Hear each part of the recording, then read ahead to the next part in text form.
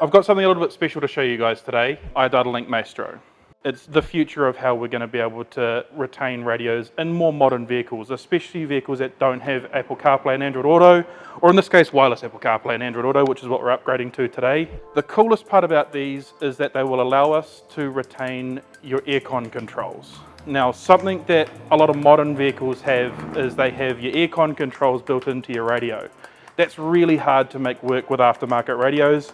They're not really designed for it. The iDatalink Maestro opens a whole wide new world. They'll allow us to do this and more. All of the factory vehicle settings that would normally be built into a factory radio can now run through your aftermarket radio as well. So not only can we retain your steering wheel controls, not only can we grab your reverse camera, we can add in a bunch of new functions, things like retaining the little central display in the middle of your dash so that it shows you what your current track is. You can see your tachometer up on your head unit. You can see your oil pressure, oil temperature, your coolant temperature, door lock settings, your interior light settings, so on and so forth. It is only supported by some more premium tier models. It does require a bit more of an outlay to get to something that supports Maestro, but the value is more than worth it in the additional functionality that you get.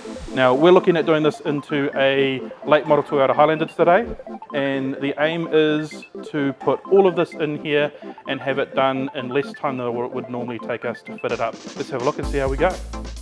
So we've just finished installing the iDatalink Maestro into this vehicle. The unit's not going to look much different to what it does before. It's still the same old Kenwood that we would fit to any other vehicle. If I go into the main menu, I've got access to a couple of more features than what I would normally have. The first one is gauges.